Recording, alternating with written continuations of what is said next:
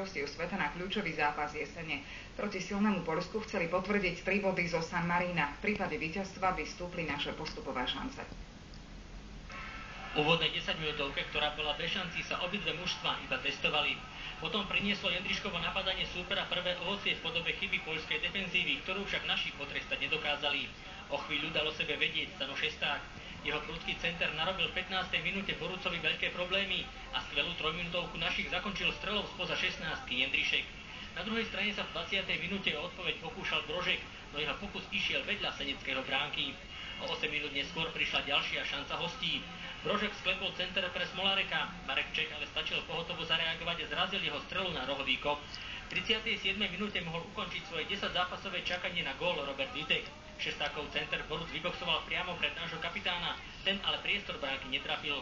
Rovnako dopadol na druhej strane v 42. minúte aj Blaščikovský a tak sa do kabín išlo za nerozhodného stavu 0-0.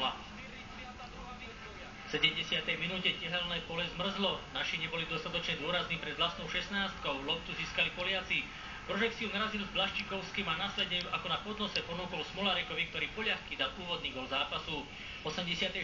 minúte sa naši dočkali zaslúženého vyrovnania. Obžerov dlhý aut jemne tečoval Jan Kozák a po chybe Boruca poslal loptu do siete Stano Šesták.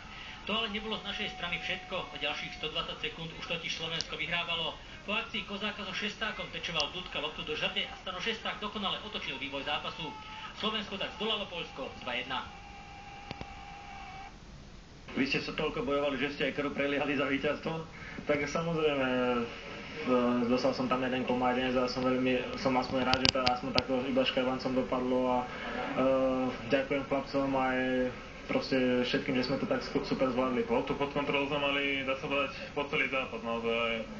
Hra bola veľmi dobrá, keď sa to zrkadlo na konečnom výsledku. Tribúny ste vnímali, pomohli trošku? Tak určite, áno. Bola veľká eufória, keď sme dali ten druhý gól, ale naozaj, ako hovorím, otočili ten zápas na konci zápasu, tak o to viac to chodí. 2 zápasy v reprezentácii, 2 víťazstva, je to super, no. Asi by sa vám o tom pred mesiacom asi nesnívalo?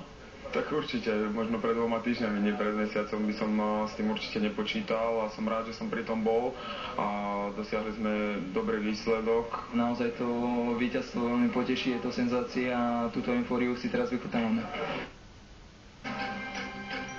To sú ďalšie výsledky našej kvalifikačnej skupiny. Česko vyhralo nad Slovinskom 1-0 gólom Sionka a Severné Írsko zdolalo San Marino 4-0.